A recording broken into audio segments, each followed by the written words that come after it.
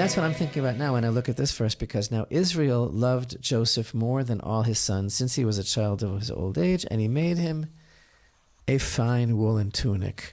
And both of us have so much to say and have been talking for years about that special garment and what it means and why. And on the simplest level, again, the family dynamics are very complicated, and it's easy to understand how Yaakov's other sons would be jealous and see that Yaakov favored Yosef because he gave him something special. So on the one hand, again, everything exists simultaneously on so many different levels. On the one hand, the sages say that Yaakov really was responsible for some of this enmity because he should have been more circumspect. Mm-hmm. And in fact, there's all sorts of teachings now. The sages tell us that this really is instructive to us about how a parent should be very careful not to show favoritism to a child.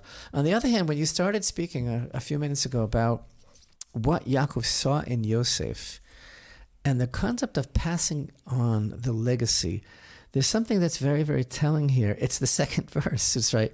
Chapter 37, verse 1 says, Yaakov settled in the land of his father's sojournings in the land of Canaan. The second verse begins, Ele toldot Yaakov, Yosef ben Shvaz Reshana. It begins, these are the generations of Yaakov, colon, Yosef was 17 years old and he was a shepherd with his brothers.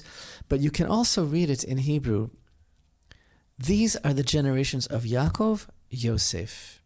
And this is a famous idea that some of our great rabbis talk about, that the verse is really telling us that Yaakov just poured everything into Yosef and saw in Yosef his continuation. And that is really the question here, because the idea was, this is not just a question of family dynamics or a question of, who do I like better or something.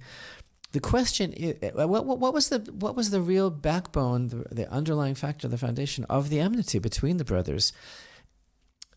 Some people have this impression that their motivation was very petty or very base, and that it was about jealousy. And certainly they were people, and so there are all sorts of elements. But on a higher level of understanding, their argument was about how to serve Hashem in this world. Mm-hmm. The argument was about good and evil. In a way, these brothers and their enmity was an opportunity to fix the original enmity of brothers of Cain and Abel, because everything has been spiraling out of control since then. And this whole theme of brothers, Yaakov and Yosef themselves, and Yitzchak and Ishmael. Yeah. So there is an idea that there's a goal, and that was Abraham's legacy. The goal is bringing Hashem's light into the world. That's the purpose. That's the concept of what this nation is supposed to be all about. And Yaakov knew early on that was going to be accomplished in a very special way through Yosef.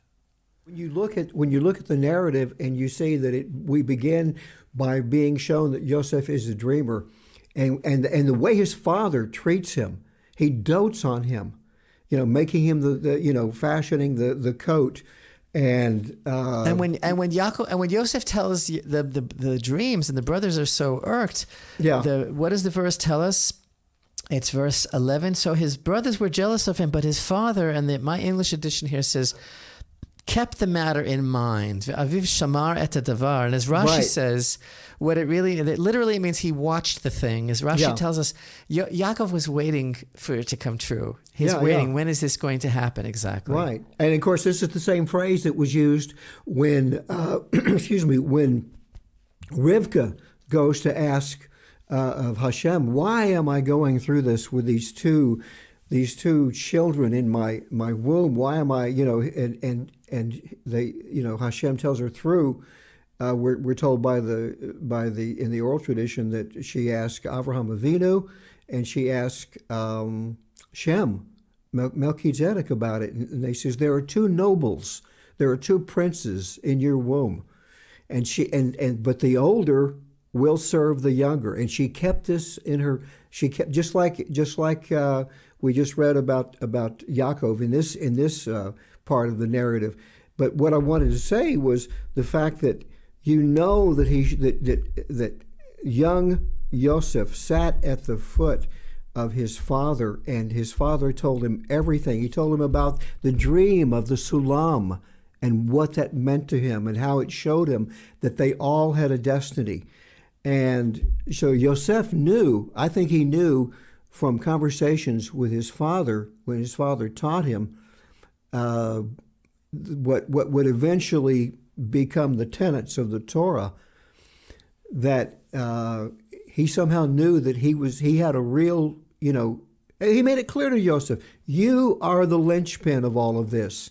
You have a and destiny. just like I dreamed, so you also have dreams. You're so going to have dreams. It's like, remember I said a little while ago how the verse says, Eile toldot Yaakov Yosef. Mm-hmm. These are the generations of Yaakov, Yosef. And he saw him as a continuation. And I think that when the brothers said about Yosef, here comes that dreamer. Right. That's like, Yosef knew that his dreams would come true. And Right. Yosef believed in his own dreams. And that's another connection to Chanukah. It really is, because Chanukah is this light emerging from darkness, and it's also about one of the greatest secrets of staring into the light of the Chanukiah and bringing that light into the world is that each of us have within us also a hidden light, which we can reveal. That's Yosef. Yosef knew how to do that. One of these things that he taught Yosef that was pivotal was he talks about the wrestling match. He tells him about the wrestling match and what it meant to him and the revelation that it meant. And so he was laying the groundwork for Yosef to realize completely that everything happens for the good. Every single thing. And he forgot it for a little while when he is thrown into a well and he's sold into slavery.